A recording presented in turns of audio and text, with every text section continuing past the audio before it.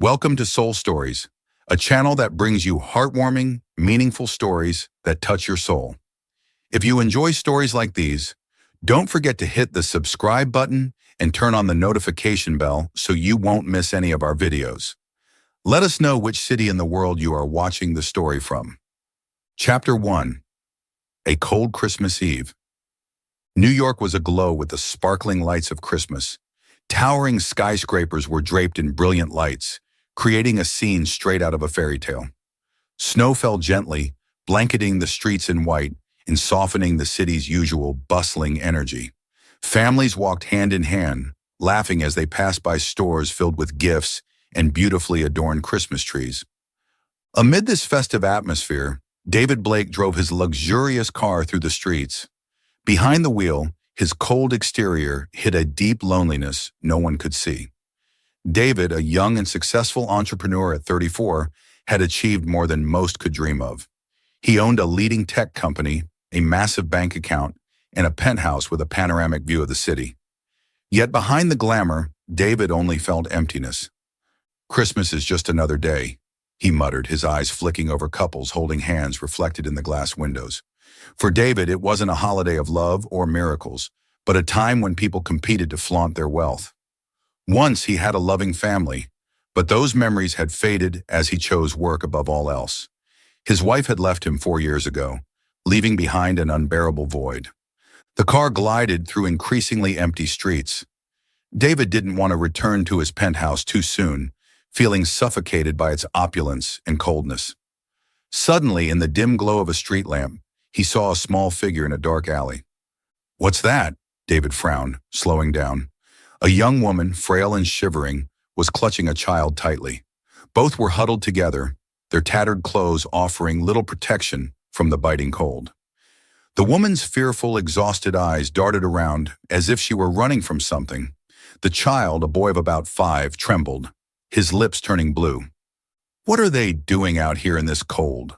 David murmured, his foot easing onto the brake. He hesitated. Something about the situation felt off, but at the same time an inexplicable urge pushed him to stop. He couldn't just leave them there. The car pulled over near the alley. David lowered the window, and a gust of icy wind rushed in, making him shiver. "Do you need help?" he asked, his voice calm but tinged with concern. The woman flinched, stepping back slightly and holding the child closer as if to shield him. She didn't reply immediately. David noticed that her eyes weren't just filled with fear, they were also wary, as if he might be a threat. "The child needs to be warm," he said gently, softening his tone. "I won't harm you, but if you don't get in the car, you both won't survive this cold." The woman hesitated, glancing between David and her son. The boy whimpered, his small body shaking under his thin coat. David thought to himself, how did they end up like this? Finally, the woman nodded, her eyes still cautious. "Thank you," she whispered, her voice hoarse from cold and exhaustion. David stepped out of the car and opened the back door. As he did, snow immediately soaked into his shoes and clothes, but he didn't care. He helped the woman settle the child into the back seat and draped his thick coat over the boy. "What's your name?" David asked once they were seated in the car. "Lisa," she replied curtly, her eyes fixed on the window, as if expecting something or someone to emerge from the shadows. "And this is Mia." David looked at the boy, whose cold, flushed cheeks were beginning to warm under the coat. Mia gazed at David, his tired eyes filled with trust, as if he instinctively knew this man would protect him. The car pulled away, leaving the dark alley behind. David didn't know why he had stopped, but he felt that this decision would change his life forever. The cold Christmas Eve had started to feel a bit warmer, not from the dazzling lights outside, but from the 2 small lives he had just chosen to help. Chapter 2. The Fateful Encounter. David parked his car in front of the towering building where he lived, a modern structure with warm lights glowing through every window. Lisa glanced up, her eyes reflecting a mix of surprise and apprehension. The building looked far too foreign compared to the life she and Mia were used to. "Don't worry, this is a safe place," David said calmly, his voice steady and reassuring. He gestured for her and Mia to follow him inside. Inside the building, the Christmas spirit was palpable, with wreaths hanging on the walls and a large, sparkling Christmas tree in the lobby. Despite his exhaustion, Mia couldn't help but marvel at the glowing lights and glittering decorations. Lisa, on the other hand, remained cautious. "You can trust me," David said softly, as though reading her thoughts. Lisa nodded slightly, tightening her grip on Mia's small hand. They entered the elevator and ascended to the top floor. The doors to the penthouse opened, revealing a spacious, luxurious space surrounded by glass walls, offering a stunning panoramic view of New York's glittering skyline. A grand Christmas tree stood in the center of the living room, adorned with shimmering glass ornaments and a golden star on top. The space exuded warmth, yet there was an underlying sense of coldness, much like its owner. Mia let go of his mother's hand and ran toward the tree, his eyes wide with amazement. "Mommy, the tree is so big!" he exclaimed, his voice filled with awe. Lisa instinctively reached out to pull him back, but David raised his hand. "Let him enjoy himself. Both of you are safe here." Lisa quietly sat on the edge of the sofa, her eyes scanning the room. She checked the windows and door locks cautiously, as though expecting someone to appear out of nowhere. David noticed her tension but chose not to comment. Instead, he walked into the kitchen and started the coffee machine. When he returned, he placed a cup of hot tea in front of Lisa and a glass of milk for Mia. "Drink this. It's cold outside," he said, settling into the chair across from her. Lisa took the tea with trembling hands. "Thank you," she murmured, her eyes avoiding his. "You don't have to tell me anything if you don't want to," David said in a calm, gentle voice. "I just want to help." Lisa remained silent for a moment, her gaze wavering slightly. "We're on the run," she finally said, her voice hoarse. "I can't say much more, but that's why I can't stay in one place for long." David nodded, not pressing further. He knew that forcing her to reveal more would only make her put up walls. Meanwhile, Mia had settled himself on the carpet, staring intently at the Christmas tree. David stood up, walked over to the boy, and crouched down beside him. "Do you like the tree?" he asked. Mia nodded, his eyes still fixed on the lights. "It's so pretty. We don't have a tree at home." His voice trailed off, and a hint of sadness flickered in his eyes. David smiled gently. "Would you like to help me decorate it? I still have some ornaments we can put up together." Mia glanced at his mother, waiting for her approval. Lisa gave a slight nod and tried to smile at her son. "If he says it's okay, go ahead," she said softly. Within minutes, Mia was completely engrossed in hanging ornaments and ribbons that David handed him. The boy giggled every time David held up a decoration and asked for his opinion. Mia's innocence brought a warmth to the room that hadn't been there before. Lisa sat watching quietly, her eyes following her son. Despite her lingering fears, the sight of Mia laughing and playing like this was something she hadn't seen in a long time. When Mia grew tired and fell asleep on the sofa, David fetched a light blanket and covered him gently. He turned back to Lisa, who was still sitting silently, her gaze distant. "Are you hungry?" "I can make something simple for you," David offered. Lisa shook her head. "Thank you. I don't want to trouble you any further." David sat across from her again, holding a small glass of wine. "You're not troubling me at all. I imagine whatever you're running from must be dangerous, but you don't have to face it alone. Here, I can help." Lisa looked at him, her eyes filled with a mixture of emotion. "I don't know why you're helping us, but thank you. It means a lot to me." "The boy needs to be safe," David said, glancing at Mia, who was sleeping soundly. "And I couldn't just leave you two in that situation." They sat in silence for a while, the only sounds coming from the wind outside and the twinkling lights of the Christmas tree. David didn't yet realize that his decision to help Lisa and Mia would not only change their lives, but also his own forever. Chapter 3. The Journey of Building Bonds. In the days that followed, the atmosphere in David's penthouse began to change. Lisa and Mia, once strangers, gradually became part of his daily life. The penthouse, previously a cold and lifeless space, now resonated with laughter and warmth. On the first morning, David woke up later than usual. As he stepped out of his bedroom, the aroma of toast and coffee filled the air. He was surprised to see Lisa in the kitchen, while Mia sat on a high chair, nibbling on a small piece of bread. his curious eyes wandering around. "Good morning," Lisa said, slightly shy. I I hope you don't mind. Your kitchen has everything, so I thought I'd make something." David smiled. "Thank you. It's been a while since I had a breakfast like this." He looked at Mia, crouching down to gently pat the boy on the shoulder. "How are you, buddy? Is the Christmas tree from yesterday pretty enough?" Mia laughed and held up a small glass ornament David had given him the night before. "It's beautiful, but I think we need more tinsel." "Then let's add some tonight, okay?" David suggested, receiving an enthusiastic nod from Mia. That evening, David, Lisa, and Mia worked together to redecorate the Christmas tree. Mia ran around excitedly, hanging ornaments on the branches. Lisa, too, began to feel more at ease. Her guarded demeanor softened, replaced by gentle smiles as David made jokes with Mia. "You're an amazing mother," David remarked to Lisa as Mia carefully adjusted the star on top of the tree. Lisa smiled, but her eyes carried a hint of sadness. "I just do what I can to keep Mia safe and happy. Sometimes I'm not sure if I'm doing enough." David looked at her, sensing the exhaustion and hidden pain beneath her words. "You're doing more than enough," he said. "Mia is a wonderful boy, and that's a testament to the kind of mother you are." Lisa was silent for a moment, then began to share softly about Michael, her late husband.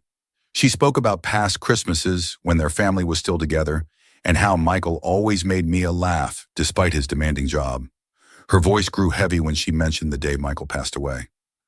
"I didn't think I'd make it through," she whispered. "But looking at Mia, I knew I had to keep going. He's everything to me." David said nothing, simply listening. He admired Lisa's strength and her determination to protect her son. A connection began to form in his heart, not just with Mia, but also with Lisa.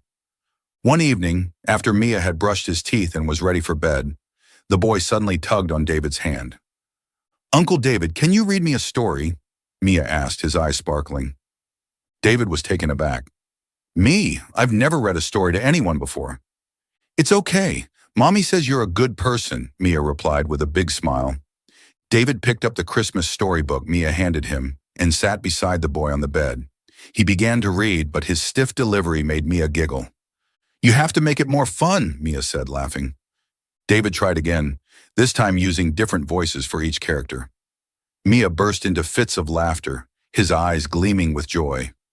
Lisa stood at the doorway, leaning against the frame, smiling as she watched the scene unfold. "Uncle David is a pretty good storyteller," she said as David finished the story. David turned to look at Lisa, catching the warmth in her gaze. "I'm just following the instructions of an expert," he replied with a smile. Gradually, David realized he enjoyed spending time with Lisa and Mia more than burying himself in work. Evenings by the Christmas tree and simple breakfasts brought back a feeling he had lost long ago, a sense of family. Lisa, though still cautious, began to feel safe around David. She noticed that he wasn't just kind but genuinely cared for her and Mia. One day, as David played with Mia, Lisa sat nearby with a cup of hot tea. Out of nowhere, she quietly said, "Thank you for everything. You didn't have to help us, but you did. I don't know how to express my gratitude beyond saying thank you." David turned to her, his expression serious. "You don't need to thank me. The two of you have brought something into my life, something I didn't realize I needed." Lisa was surprised but didn't say anything more. For the first time in years, she felt her heart lighten, free from the weight of constant fear. In the short time they spent together, David, Lisa, and Mia developed a special bond. They were no longer strangers but individuals who found solace in each other during a cold winter. However, Lisa knew that this happiness might not last, as the shadows of her past lingered like a threatening storm cloud on the horizon. Chapter 4. Secrets and Danger Unveiled. It was late one evening, and Mia was sound asleep in his room. Lisa sat on the sofa in the living room, her gaze fixed on the glimmering Christmas lights of the tree. Across from her, David sat with a glass of wine in his hand, sensing the tense silence between them. "Lisa, I know you're holding something back," David began, his voice calm but without pressure. "I'm not trying to push you, but if I knew what's going on, I could help." Lisa remained silent for a long time, her hands clenched tightly together as if to steady herself. She took a deep breath and finally spoke, her voice hoarse. "You've already done so much for me and Mia. I think I owe you the truth." David set his glass down, leaning forward attentively as Lisa began her story. "My husband, Michael, used to work for a major transport company. At least that's what I thought at first," Lisa started. "But after he was promoted, I began to realize that things weren't as they seemed." She explained that the transport company was a front for a criminal organization led by Silas, a ruthless crime lord. Initially, Michael knew nothing about it, but when he discovered their illegal activities, including human trafficking, money laundering, and illegal arms shipments, he started gathering evidence, hoping to expose the operation. "Michael was a good man. He couldn't just turn a blind eye," Lisa said, her voice thick with emotion. "But he didn't know that Silas had eyes and ears everywhere." Michael was soon discovered. One evening, as Lisa prepared dinner and Mia played in the living room, Michael returned home with a tense expression. He pulled Lisa into their bedroom and handed her a small USB drive. "Lisa, listen to me," Michael said urgently. "This is all the evidence I've gathered. If anything happens to me, you need to take Mia and run. Don't trust anyone, and don't let anyone know you have this." Lisa was confused, but the seriousness in Michael's eyes told her this was no joke. David frowned, his expression serious. After a moment of silence, he asked, "But why didn't you go to the police right away? With what Michael found, couldn't they have protected you and Mia?" Lisa looked at David, her eyes conflicted. She took a deep breath before answering, her voice trembling but resolute. "Michael tried to contact the police. He even met with a detective he trusted, but he didn't realize that Silas had people everywhere, even in law enforcement." She paused, her eyes distant as she recalled what had happened. "After that meeting, everything changed. Michael started receiving threats and anonymous calls. He told me he couldn't trust anyone anymore." "So you couldn't take the risk," David said, beginning to piece things together. Lisa nodded, her face filled with pain. "Exactly. If I went to the police, Silas would know immediately. He wouldn't stop at just taking back the evidence. He would kill me and Mia to eliminate any loose ends. I couldn't let that happen." David fell silent, his hands tightening on his knees. He could feel the weight of Lisa's situation pressing down on him. "How long have you been living like this?" he asked quietly. "Over a year," Lisa whispered. "Every day I have to look over my shoulder, terrified that someone is following me. I've moved from place to place, never staying anywhere too long. Mia can't make friends, and we haven't had a single peaceful day."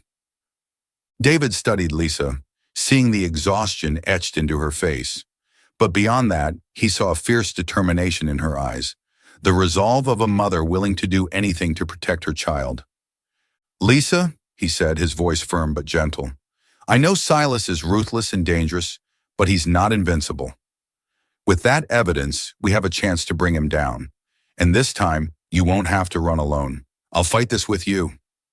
Lisa looked at David, a flicker of hope in her eyes, though she still hesitated. "You don't understand. Silas won't stop. He won't let anyone who opposes him get away, including you." "I'm not afraid of him," David replied, his gaze steady. "The only thing I'm afraid of is failing to protect you and Mia." His words brought tears to Lisa's eyes. She looked at David, a warmth rising in her chest, a feeling she hadn't experienced in years. Lisa hesitated, her voice barely audible. "David, you don't have to do this. Silas isn't someone to mess with. If you help me, you'll become his target too." "I don't care," David said firmly, his expression resolute. "I can't stand by and watch you and Mia live in fear like this. I have connections we can rely on. I'll call a friend of mine who works in the FBI. We'll find a way to protect you." That very night, David contacted an old friend, Mark, an FBI agent. After hearing the story, Mark agreed to help, but warned them of the risks involved. "That evidence is the key," Mark said over the phone. "If we can use it strategically, we can take down not just Silas, but his entire operation. But for now, you need to keep Lisa and Mia safe. Silas won't give up easily." David hung up the phone, his resolve hardening. He turned to Lisa, who was sitting nearby, her face pale but determined. "Mark will help us," David said, "but we'll need to be cautious. Silas will stop at nothing to get what he wants. From now on, you and Mia stay here, and I'll make sure no harm comes to you. Lisa looked at David, her voice trembling. I don't know how to thank you, David. You're risking so much for us. David met her gaze, his voice unwavering. You don't have to thank me. Protecting you and Mia is all that matters now. In that moment, Lisa felt a sense of safety she hadn't known in over a year. For the first time, she began to believe that they might have a chance to escape the shadow of Silas's terror. David did not hesitate. He hired additional security personnel to guard the penthouse and reinforce safety measures, including smart locks and a 24/7 surveillance camera system. He also arranged a private escape route for Lisa and Mia in case of an emergency. Though still anxious, Lisa felt a sense of relief knowing David was willing to protect her and Mia at all costs. Mia, unaware of the full extent of the danger, simply felt safe in David's presence. One evening, after Mia had fallen asleep, Lisa looked at David and spoke softly. Thank you, David. I don't know what I would have done without you. David smiled, his expression gentle. I haven't done much, but I promise I won't let Silas harm either of you. Lisa nodded slightly, feeling a glimmer of hope for the first time amid the fog of fear that had consumed her life. Yet both of them knew the real battle was still ahead. And though David was prepared to face it, Lisa couldn't help but worry that his willingness to help might put him in mortal danger. Chapter 5. Facing Danger.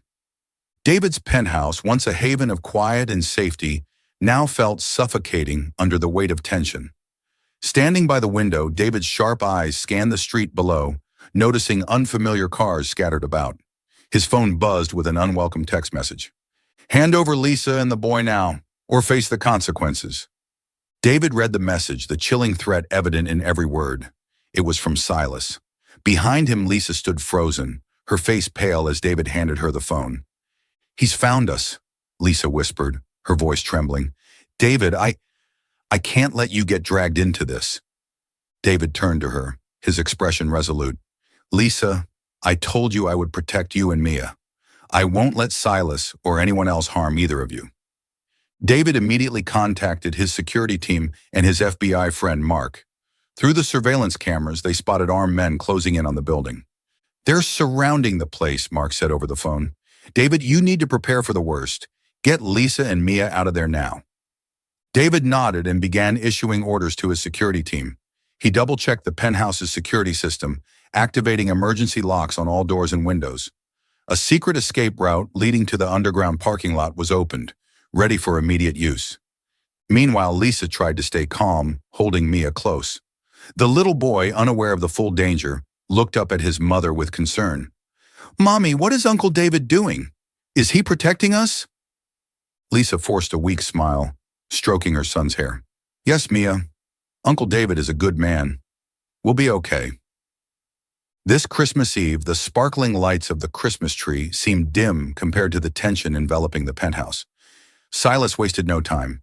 He sent his men storming into the building, starting from the ground floor. From the surveillance cameras, David saw at least 5 armed men moving up the levels. Don't let them reach here, he instructed his security team. David's security personnel, well-trained and equipped, efficiently repelled Silas's men with strategic precision. Gunshots echoed, making Lisa clutch Mia tighter in fear. We have to leave now, David said, pulling Lisa to her feet. He guided her to the secret escape route. Follow this path. Don't stop until you meet Mark at the rendezvous point. What about you? Lisa asked, her eyes filled with worry. I'll stay here to make sure they don't follow, David replied, his gaze firm. I promise I'll see you again in a safe place. Lisa, carrying Mia, ran down the dimly lit escape stairwell, her footsteps echoing with urgency. Despite his young age, Mia sensed the gravity of the situation. Mommy, will we be okay? He whispered. We'll be fine, my love, Lisa said, her voice steady despite her racing heart. Reaching the underground parking lot, they found a car waiting, with Mark behind the wheel. Hurry, we don't have much time, Mark said, opening the door. Lisa and Mia climbed in, and the car sped off into the night, heading toward the safe house David had arranged. Meanwhile, David stayed behind at the penthouse, directly confronting Silas's men. A few intruders made it to the upper levels, but David and his security team intercepted them swiftly. When Silas himself appeared, David showed no fear. She and the boy aren't here anymore, David said, his voice icy. You think you can protect them forever? Silas sneered, his eyes radiating menace. I don't need forever, David retorted, his gaze sharp as steel. Just long enough to ensure you face justice. The confrontation ended when police and FBI forces arrived, apprehending the remaining members of Silas's crew. Realizing his position was compromised, Silas retreated, but left behind a chilling warning. I'll be back. This isn't over. As the chaos subsided, David stood amidst the aftermath, his resolve unshaken. He knew the battle was far from finished, but for now Lisa and Mia were safe, and Silas's power had been dealt a significant blow. Chapter 6. Christmas Miracle and New Beginnings. When the chaos subsided, David immediately called Mark to confirm Lisa and Mia's safety. Hearing Mark's voice on the other end, David exhaled deeply in relief. They're safe, Mark assured him. Now you need to leave and reunite with them. Silas can't do anything more for now. David stepped out of the penthouse, his gaze lingering on the apartment that once symbolized his solitude. Now it had transformed, a place where he discovered the true meaning of protection and love. I'll see them again, David whispered to himself, stepping into the cold Christmas night, filled with hope that this was just the beginning of the family he had found. As dawn broke after a chaotic Christmas Eve, Lisa sat across from Mark in a secure FBI safe house, clutching the USB drive Michael had left her. David sat beside her, his eyes steady and encouraging. Lisa, this file can end everything, Mark said confidently. With what's in here, we can take down Silas and his entire criminal network. Lisa looked at the small USB drive in her hand, hesitation flickering in her eyes. This is everything Michael risked his life to protect, she whispered. I can't let his sacrifice be in vain. Handing the USB to Mark, Lisa's voice firmed. Make sure he can never hurt anyone again. Mark nodded. You have my word. The FBI will handle the rest. Using the evidence provided by Lisa, the FBI launched a massive operation to dismantle Silas's organization. Surveillance footage, money laundering documents, and lists of illegal transactions on the USB became irrefutable proof. Within days, news of Silas's arrest and the apprehension of his key members dominated television screens. Once an untouchable crime lord, Silas was now in handcuffs, being led into an interrogation room. In the safe house, David and Lisa sat together in the living room, watching the broadcast. Mia sat on Lisa's lap, holding a teddy bear David had given him. Mommy, he won't come after us anymore, right? Mia asked, his innocent eyes looking up at Lisa. No, sweetheart, Lisa replied, hugging Mia tightly. He'll never hurt us again. David placed a reassuring hand on Lisa's shoulder, his voice gentle. Now you can live a peaceful life. But peace came with a price. To ensure their safety, the FBI placed Lisa and Mia in the Witness Protection Program. This meant they would have to start over in a completely new place, with new identities. When David learned of this, his heart felt like it was being squeezed.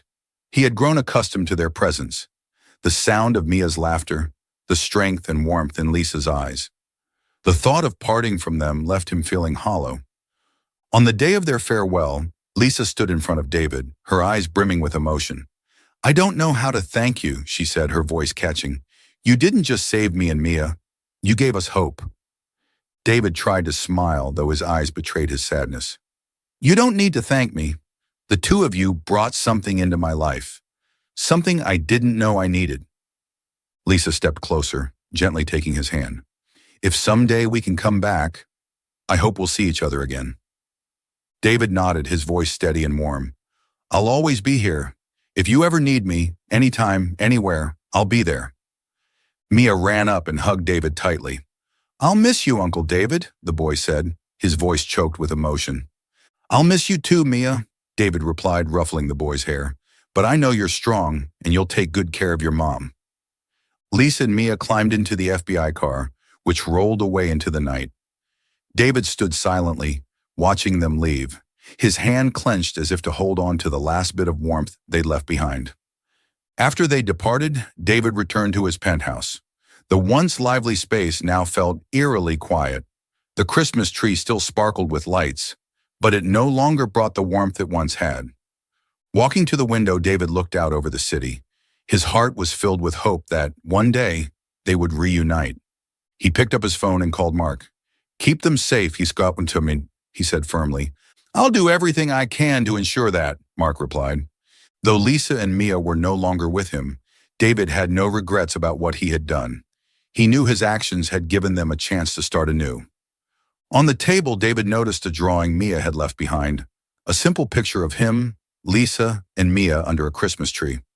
Below it, in Mia's wobbly handwriting, were the words, "Family Forever." David smiled, his eyes misting. He placed the drawing next to the Christmas tree, a reminder that this Christmas, despite the loss, was still a miracle. For David, this was not the end, but the beginning of a new hope. Chapter 6. Christmas Reunion. New York once again donned its luminous coat of Christmas lights. David Blake stood by the window of his penthouse, holding a glass of wine, watching snowflakes fall gently outside. The apartment still glowed with the lights from the Christmas tree in the corner, but David felt an absence, something he had lost since last Christmas. Lisa and Mia, he thought, the emptiness welling up inside him. As he turned to head back to his room, the doorbell rang. He frowned. Who would visit him on Christmas Eve? Putting his glass down, he walked to the door and opened it. Standing before him were Lisa and Mia. David froze. Lisa smiled, her eyes sparkling under the warm hallway lights. Beside her, Mia beamed, holding a small gift wrapped in silver paper. "May we come in?" Lisa asked, her voice gentle but tinged with hesitation. David was speechless. He could only nod, stepping aside to let them in. The moment they entered, Mia ran straight to the Christmas tree, his eyes lighting up like seeing an old friend. "The tree is just as beautiful as last year," he exclaimed. Lisa stood quietly next to David, turning to him with an expression full of emotion. "I've thought a lot," she began, "about everything you've done for me and Mia, and I realized I don't want to keep running. I want to live a real life, and I want to live it with you." David looked at Lisa, his heart flooding with joy and relief. "I've been waiting for this day," he whispered. "I always hoped you'd come back." The three of them shared a warm and joyful Christmas dinner. Mia excitedly told David stories about his new home and school, while Lisa, though still slightly reserved, couldn't hide her happiness seeing Mia and David laughing together. After dinner, Mia fell asleep on the sofa, clutching the teddy bear David had given him the year before. David covered him with a blanket and turned to Lisa. "I want to show you something," David said, walking to the Christmas tree. He pulled out a small red box and handed it to Lisa. Lisa opened it, and tears streamed down her face when she saw the ring inside. "Lisa," David said, kneeling on one knee, "from the moment I met you and Mia, I knew my life would never be complete without you two. You've brought me joy, love, and the true meaning of life. Will you marry me?" Lisa cried, but her smile was brighter than ever. "Yes," she said, her voice trembling with emotion. "I will." The three of them sat together under the Christmas lights. Lisa leaned her head on David's shoulder, while Mia nestled in his lap, all of them basking in a warmth and completeness they had thought they'd never feel again. "Christmas miracles don't come from magic," Lisa said softly. "They come from love, courage, and hope." David smiled, holding Lisa and Mia close. "Exactly. And sometimes the greatest miracle is finding a family where you least expect it." The wedding. The wedding took place on the rooftop of David's penthouse, the very place that had witnessed the beginning of their bond. Claire stood in the preparation room, wearing a simple yet elegant wedding dress. The white fabric hugged her slender figure, with lace detailing accentuating her gentle beauty. Mia stood by her side in a tiny suit, his eyes glowing as he looked at his mother. "You look so beautiful, Mommy," Mia exclaimed, making Claire laugh. She knelt down, brushing his hair gently. "And you look very handsome," Claire replied, kissing his forehead. Under the warm glow of string lights, the guests, David and Claire's closest friends, along with a few members of Mark's FBI team, sat in rows on white-covered chairs, holding small silk scarves for warmth. Mia, acting as the ring bearer, walked confidently down the aisle lined with flower petals, his smile beaming. When Claire appeared, David couldn't take his eyes off her. Standing under the floral arch in his sleek black suit, his face radiated pure happiness. Claire walked forward, her hand resting on the arm of David's closest friend, who gave her away in lieu of family. When she stood before David, she smiled gently, her heart pounding with joy. "David," Claire began, her voice soft yet filled with emotion, "you came into my life when I thought all hope was lost. You didn't just save Mia and me. You gave us love and faith I thought I'd never find again. Today I vow to always stand by you, to love and support you, no matter what comes our way." David squeezed Claire's hand, his gaze unwavering. "Claire, from the moment I met you and Mia, I knew my life had changed forever. You've given me a family and taught me what it means to truly love. I promise to always protect you and Mia, to love you both with all my heart, and to build a future filled with happiness together." Under the twinkling Christmas lights, David, Claire, and Mia embraced tightly, a family forged by courage, love, and hope. That Christmas Eve was not just the end of pain, but the beginning of a bright new chapter. The Christmas miracle had turned the impossible into reality, creating a complete and forever happy family. Thank you for being part of our journey. How would you rate this story on a scale of 1 to 10? We'd love to hear your feedback. It truly inspires us. Don't forget to subscribe to our channel, give this story a thumbs up, and share it with your friends and family.